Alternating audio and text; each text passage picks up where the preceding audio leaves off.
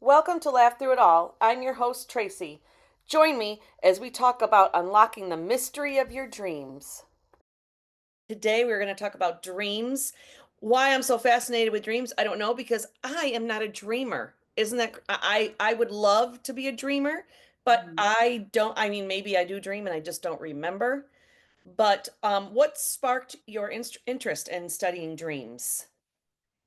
So I've definitely always been a dreamer, and one to remember dreams. Like when I was a kid, I used to have recurring dreams all the time. And I think that sort of sparked like, oh, well, why is that happening? What's that about?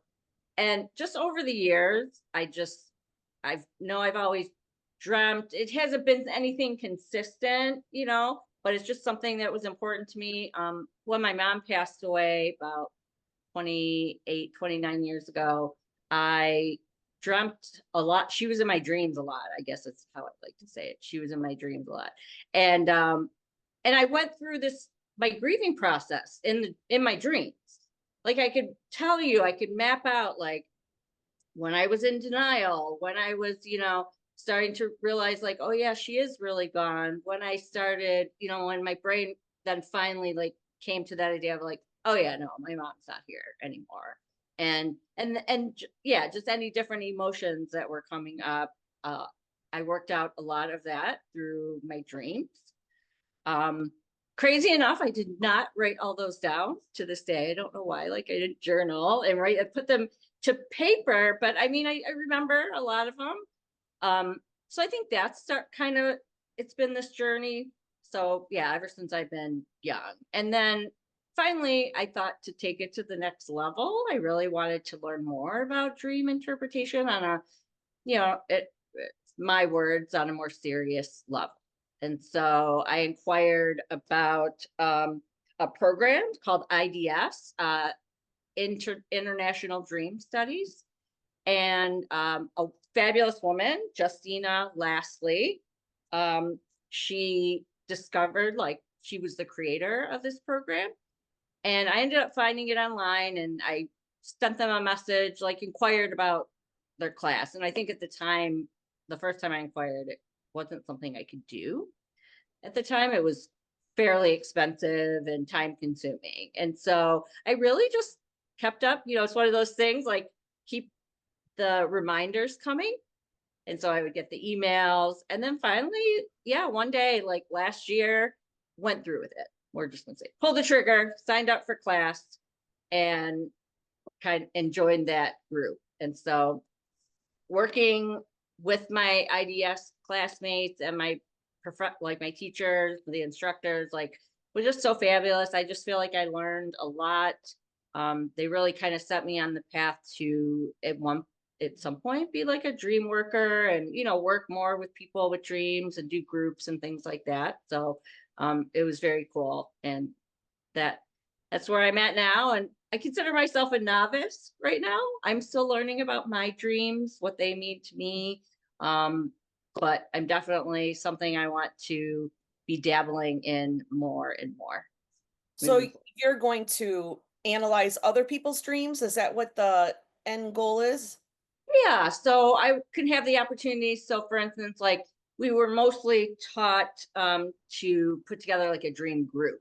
So, like a group of of women or people, and to have like whether it's weekly groups or every other week groups. But obviously, I can also do that on my own. I mean, I work with some of my clients, like my mental health clients. Sometimes we work on dreams. So I do it that way. At some point I will open up my business. I feel like now if somebody comes to me, definitely more it'll be more of the experience to work with that person. So if anybody, sees this and wants to contact me and know more about it, give me a call, give me a shout out, and we can work something out because I definitely feel like, I need a little more practice. Sure. Yeah, and it helps to work with people. And so I actually this later this evening I got together with a couple. So it's one lady that I met during my program. I actually got a free like dream session from her, and her name's Lisa. And then another girlfriend of mine. Micaiah from my dream group, we actually put together our own little group. So tonight we're going to be meeting and we talk about our dreams and, things like that. It's kind of fun. What is the purpose of dreams? I mean, well, first of all, to sort of address what you said, every everyone dreams. Whether or not you're remembering them, I think is the trick. Um, I I wish I was well versed in science and the brain, and I go over. We had a gentleman come to our class and went over the whole anatomy of dreaming and how we sleep and when it occurs, and it's really neat. So yeah, we all dream, and I think to me, dreams are important. They're what I refer to as like the window into your soul. Like it's literally your subconscious trying to put together messages for you, things that it wants to bring into your conscious mind. And so a lot of times, think of it when you have a dream, it's your mind is like putting together stories for you, because sometimes you'll come out and you're like, what is that dream? And it's some elaborate, And most of it story. doesn't even make sense, or it takes pieces of your life and puts them all together. Yep, yep. So yeah, and that's exactly. It's like taking images. I know sometimes I've had a dream and I'll say to myself, "Oh, I know exactly where that little tidbit came from. That was a show I watched last night." Or something like that. Right. So, yeah, I mean, which to me just the mind is so fascinating in that way. So yeah, so everyone dreams. I could talk a little bit, about how, like, just dream recall, how to maybe, get things started if that's something you want to work with or someone wants to work with. Um, really a lot of it's like practice and, kind of paying attention, I guess, when you do have dreams, things like that. So, and then, but yeah, I mean, sometimes people are more interested in it than other people. And I just happen to be one who's super interested in it and found other people like me. Now, do you have to be in REM sleep? So say someone with sleep apnea, because I have sleep apnea. I don't at this time I don't have anything to sleep, no mask or anything like that to sleep with. Mhm. So if someone has sleep apnea and they're not getting into that deep REM sleep, will you dream? Um, so again, like I'm not really into this. The science is not my forte. Um, but yes, it is during, I believe, yes, it is during REM sleep that's when you are mostly dreaming. I do recall him saying that a lot of times we actually dream closer to like waking up in the morning, you Oh, know? really?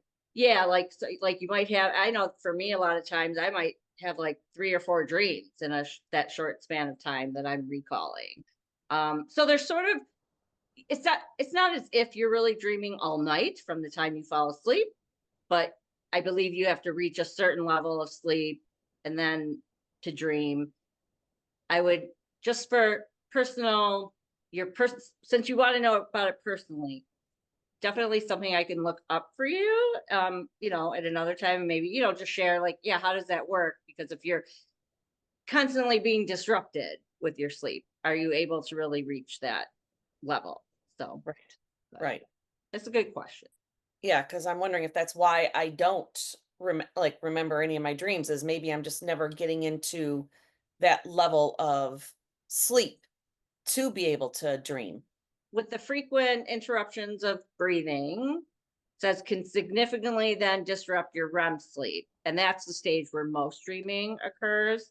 And it'll just potentially lead to fewer dreams or vivid dreams, or maybe it says here even some nightmares, like more scarier dreams. Um, so yeah, so it's not like you're not able is to dream. Sure. It's that maybe too. I find with that disruption because if I'm jolted out of bed at night and I know that I was having this great dream, I'm not as likely to remember that. I remember easier when I'm kind of flowing, back into being awake. Um, that's usually when kind of for me personally that I recall most of my dreams. And when I, the times that I have, dreamt it's, I will remember it right when I wake up, but then I could get up out of bed and go make coffee. And then I have no more memory of it. Like as the day goes on, I lose more and more of it. So that's why, yeah, it's important to get in the habit.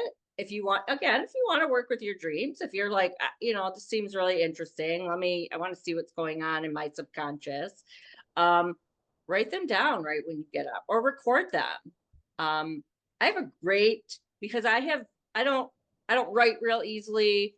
I'd love to be able to keep a journal. I think that's so cool, but because I have issues with my hands, so I don't write a lot, and I needed a way how to record my dreams. And I first started off just doing it in my notes section of my phone, Yeah. and you can just type to text, yeah, type or talk to text. So I would do that. But then I found a transcription app that I love. And I just wake up in the morning, I record the dream, and it transcribes it in like full paragraphs for me. And yeah, so that's the coolest. Yeah, everyone has to have their own way of doing it. But if you want to remember your dreams, the minute you wake up, just within that few minutes of waking up, just jot it down. And you'll probably recall things you might have not even thought of. You're like, oh Mhm. wait, that was a part of my dream too. Because as you're recalling it, it starts coming up a little bit. What different types of dreams are there? So you've got the nightmares, the reoccurring dreams. Are there any other types of dreams? There's lucid dreaming. We learned a lot about that in our class. What's that? So lucid dreaming is when you're aware that you're actually in a dream. Oh, And yeah, so and this was interesting because I always thought it was you had to have a real impactful moment of knowing that you're dreaming in your dream to be lucid, but in reality it's anytime. Like if you're ever in your dream and you kind of know like this is a dream, that's a moment of lucidity that you're okay. having. Um I'm trying to think if I've ever done that. I'm sure I have. I don't know. yeah, it doesn't happen to me often, but it's happened to me a few times. And yeah, we had some speakers who were big lucid dreamers, and just so neat. It's just so like so exciting. Like you can, you're moving around, you can change things, you can interact with people in your dreams, like have moments like that. And so, but learning to be lucid is a goal of a lot of us dreamers. Like we, kind of go, that's something we want to achieve one day. We don't all achieve that. And Um, that's just you're completely aware, you're sleeping, you're completely aware that you are dreaming. yep. Yeah. The gentleman that we had come talk to us talked about how his wife had dementia or Alzheimer's at the time. And he actually connected with her in his dreams, and he had conversations with her true spirit, her true identity. And yeah, and he talks about over time, it wasn't every night, but over time he kind of tracked his journey with that. It was really neat. Um, and then you mentioned recurring dreams. Those types of dreams are just kind of obviously like repeated dreams. They can resolve or reflect unresolved issues. I always think of my recurring dreams as like my subconscious really wanting to give me a message, like something that I have to know. Because if it's something that keeps coming up over and over, that's something, like I said, I need to work on. That's something I need to acknowledge. That's a message I need to hear. And I've had some interesting recurring dreams. Do you mind if I share one that I had that Yeah, I you share, and then I'll share my reoccurring one when I was a child. A lot okay, of cool. my stuff was when I was a child. This was a reoccurring theme. So I was dreaming about elevators like all the time. Like elevators, like doors opening, elevators moving, and I'm trying to hop on and like catch them. And it would just frustrate me to no end because I keep dreaming about this and I'm like, what is going on? And this was in my real novice days. So I I knew a little bit about interpretation. What I came to realize, because I thought to myself, well, what do elevators represent? Open doors, catching. I felt like I was catching an opportunity. I had to try to get onto the platform Oh, of the nice. elevator. Yes, I like that. Yeah, and so that's kind of what I ended up coming up with, is that I said, I don't feel like I'm taking advantage of doors opening for me and of situations in my life. And I'm not paying attention to that. And very interestingly, once I brought that into my conscious mind, stopped dreaming about elevators that way. Now, when I dream about them, the door opens and I can get right in. Oh Yeah. my goodness. Yeah. It's really cool. Yeah. Yeah, I like that a lot. That's because you can see you can see the leap from one to the other. Yep. You see the kind of growth and the progress. Yeah. Mhm. Yes, yes. Yeah. Mine was always, it's again, it was when I was a child. I have two. One was, and I consider them to be nightmares. Uh, Okay. One was I was always seeing my dad in our backyard and being hurt, like Okay. by other humans, like being like beat up and things like that, and he was bloody. It was very, very clear to me. Um, and so I would, be terrified.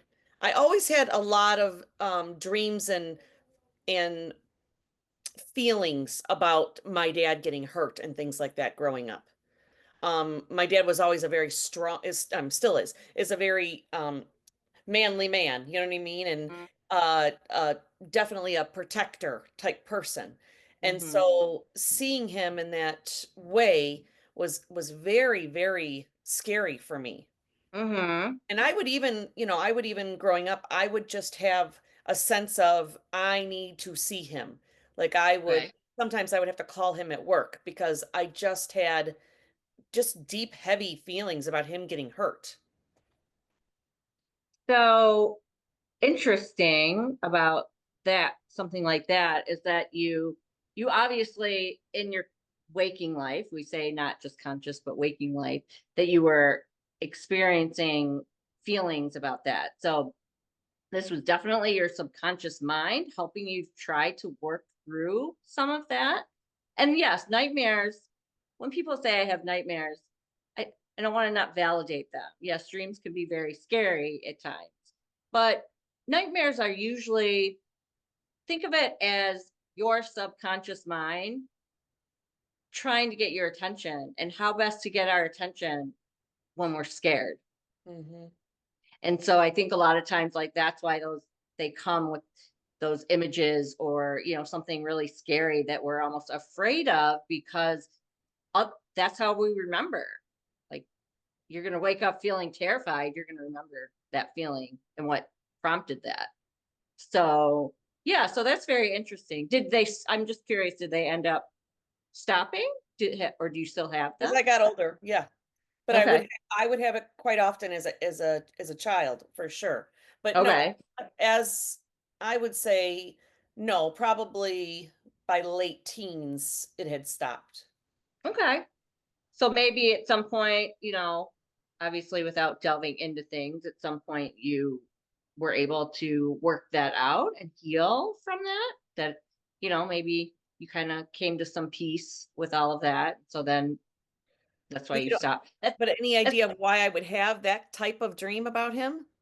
I mean, it sounds like to me, without going into detail, because I don't want to think, So when we think of dreams, we think of things that are important to us in the dream. So we focus on like images and emotions and feelings, symbols, and so we kind of help interpret the dream that way. And the dreamer's interpretation is always yours. Like, it's never mine. I can share with you what I think, but it's ultimately that has to make sense to you, and it's your dream. So if it and so that's why a lot of times I feel we, as a dream interpreter, don't go with into the idea of like, I'm going to tell you what your dream's about. It's more like, well, you're going to tell me what your dreams are about, if that makes sense. So to me, again, just without going into more detail, I mean, it sounds like that was something that you were worried about, that you were, all the Right. time. And think about it, we can't, it's not healthy to be like worried like that in our waking life Hmm. all day, every day.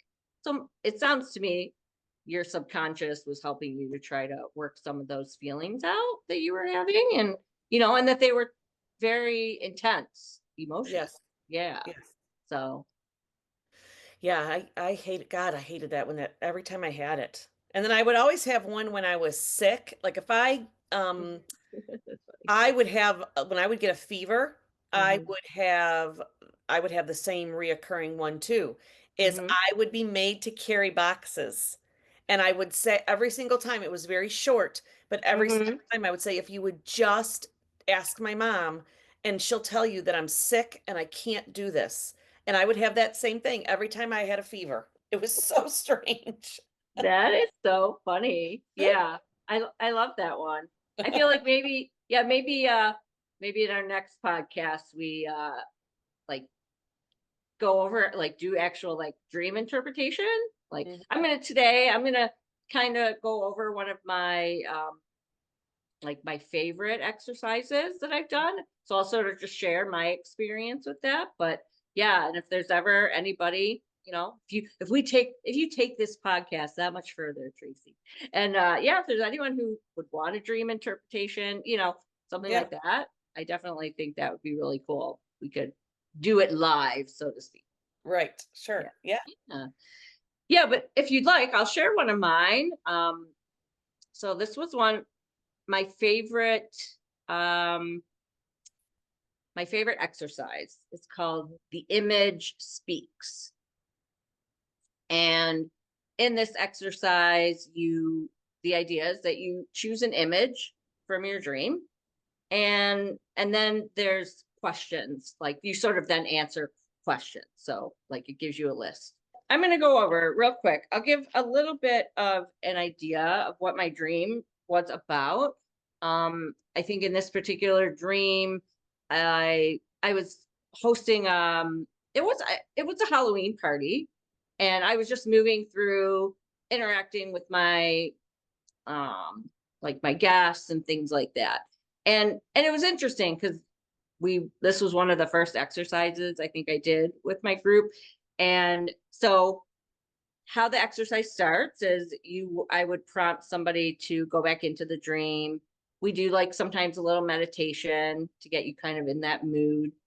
um you go into the dream, you start looking around, what comes to you. And so interesting, this image that popped up was not an image that I was focusing on. Like, so, when I was thinking about the dream as a whole, I didn't, this image just wasn't as important to me, I thought. But when I went back into the dream, I chose my image. So my image was a pumpkin, or or jack-o'-lantern, because it was made into a face. And then the questions are, okay, so the first question is, you would say speak in terms of the image. So you say, I am the pumpkin. Okay. And then I'm going to read it to you. It's going to sound interesting. So I'm going to read it to you the way we're supposed to answer the question. And then I'm going to read it to you in terms of the interpretation. Okay. So I am the pumpkin. As the pumpkin, my purpose is to allow expression of self. As the pumpkin, I am orange, round, solid, transformative, grounded, part of the earth, soft and slimy. As the pumpkin, what I like about me is that I can make people happy and that I can be expressive. As the pumpkin, what I don't like is that once I'm carved, I cannot change and that I'm a little slippery. As the pumpkin, I feel that I bring joy to others and I can be whomever I want to be. As the pumpkin, I fear of not looking good to others. The most important thing about me is that I can be whoever I want to be. and that you don't need to be perfect, and that imperfection is what makes you you. So I combined the last two question was the most important thing about me and what I want most. So I combined those two. Okay. So interesting. So now I'm going to read it as sort of more in an interpretation. So now I am the pumpkin. Okay. So I am orange, round, solid, transformative, grounded, part of the earth, soft and slimy. My purpose is to make you happy, to allow expression of self. What I like about me is that I can make people happy and that I can be expressive. What I don't like is that once I'm carved, I cannot change, and then I'm a little slippery. My hopes and desires are that I bring joy to others and I can be whomever I want to be. I'm afraid of not looking good to others. And what I know is that you can be whoever you want to be, and you don't need to be perfect. That imperfections is what makes you you. Do you sense the difference in like Yes. when you're reading it from the pumpkin standpoint and then when you switch it Mhm. to yourself? Right. And I believe I remember at the time, like I was thinking a lot about myself and my situation, just about like being expressive and being free. Like some of the notes I wrote, like the more imperfect you are, the cooler of a person you are. Um, I don't know. There's that story about Japanese art that like if it cracks or there's a crack or a break in it, like the cracks are, then you put gold where the cracks are, and then those are like special and make you more unique and more interesting. Yeah. And so, and then I felt like, the more broken it is, the more beautiful it is. So that's kind of like at that time, I think I was thinking about those things in my life, and just interesting. One of my favorite phrases is surprised by what a dream tells me. I'm always surprised that it's that dream that tells me that. Because, like, never in 1,000 years would I thought that I would get so much about myself from just honing in on a pumpkin in my dream. Right. What are some symbols that are common amongst dreams? I like to think of it more in categories, because obviously I think we all have our own symbols, that pop up, our own, identifiers. I mean, I think like colors, these are things I would share to somebody, like pay attention to. What are colors in your dreams? Are there numbers, letters? Like, are there characters that stand out to you, people in your life? Yeah, objects. Maybe something just showed up. Like a friend of mine had a dream we talked about in our last dream group, and we focused her interpretation on like a chalice. She just had a picture of a chalice and how it was filled, and we just really focused on this image and what it meant to her, in the dream. So yeah, so I think, I don't like to go over common symbols because there's a lot of them, I think. When you think about your dreams, think about not only the generalized idea. So, for instance, like a jack-o'-lantern pumpkin, what are some general characteristics that they might represent to universally to people? Mhm. But then you also think, like, what do they represent to you? Because I feel like we all have things, like I'm sure I have plenty of stories about what I think about a pumpkin, and carving my pumpkin and what that meant, and so then you start thinking about the like those meanings too, to that symbol. Um and and then you kind of, from there, you kind of maybe figure out what this object in your dream might represent to you. What about the dreams where people are falling? I know people talk about that a lot. Yeah. What is, falling or being chased or flying? What is the overall universal maybe reasons why that is? Again, it to me, it's real specific to the person, because like if you're, let's say if you're falling, but you're not afraid. So Okay. yeah, maybe somebody is having a dream and they were falling in their dream, but they actually like thought it was very cool, or they had a happy feeling attached to it, versus somebody who like it was scary. Flying. I mean, flying too. I had a dream where I became a bird and I was flying over the scene. And think of like when you're flying, you're in observation mode. So like you're looking at things from above yourself.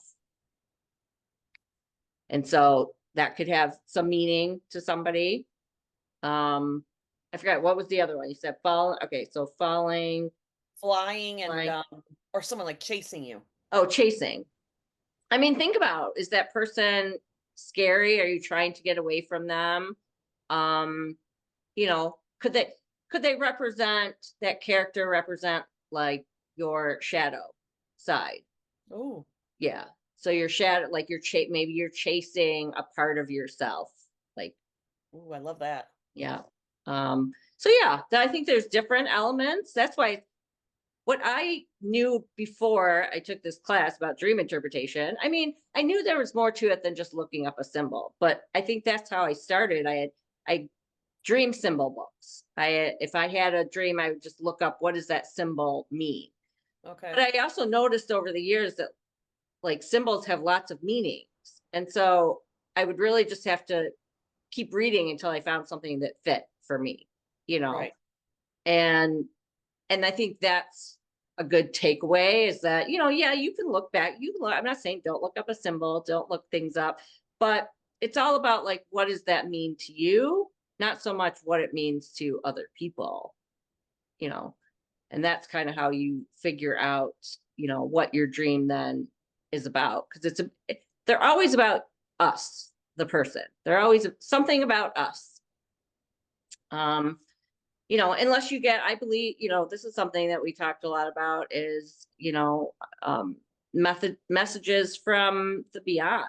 Oh, If yeah. if you believe, if a loved one has passed away and you have a strong belief in that they're a spirit, they, can come send you messages. My mom has given me a lot of messages in my dreams. I'm going to share one.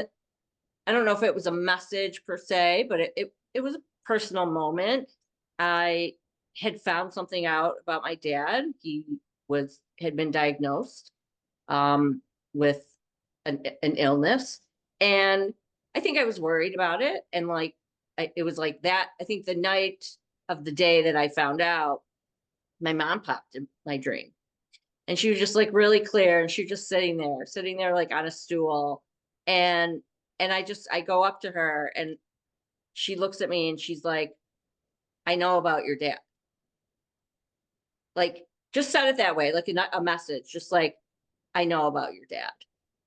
And at first second in the dream, I think like, oh, how does she know? But then I knew how she knew, you know, Right.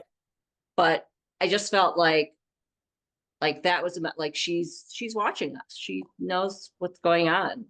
Mhm. And even when it's with my dad, and she's telling me. Right. So yeah. Can you control what you dream about? Um, I mean, sometimes. So one of the exercises that we would practice was called dream incubation. And with that, or like, whether you say incubation or you can say like a prayer to like your ancestors. I think we did a couple of these. Um, One, like an incubation, is more of, we would write out like a question. Like, is there something you want answered in your dream? And you maybe put it on a card, little note card or piece of paper, and meditate on it a little bit before you go to sleep, and then put it under your pillow. Okay. And yeah, and sometimes that works. um I did one where it was about our ancestors, because we have a whole session and class about like ancestral dreams and your ancestors showing up in your dreams and things like that. A lot of people, that's very meaningful for them, especially like, native people.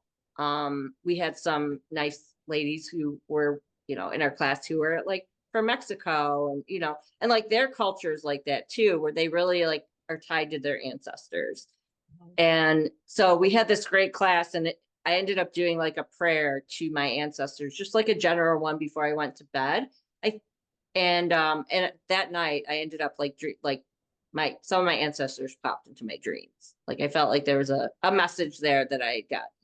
So yeah, sometimes you can, and then lucid dreaming is talked about that way. So go back to lucid dreaming, that like that you can change the course of your dream. Right. Here's my favorite. And this was early on in my days. I did not know enough about dreaming, but I had a young male client who had come to me and he had a recurring nightmare or dream. And one element of it, I think he was being chased and it scared him. And we ended up talking about lucid dreaming.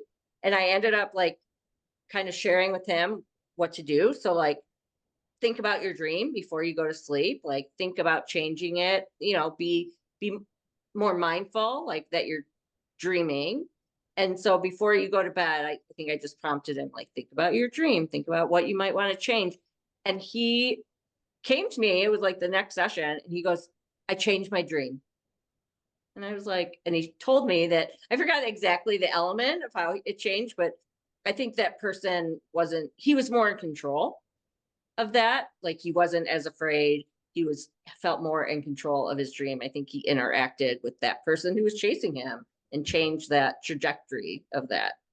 So Right. yeah. So it's really Well, cool. Mhm. lots of things, if you put it out, even into, I mean, this happens to a lot of things to the manifestation, but if Yeah. you put it out into the world,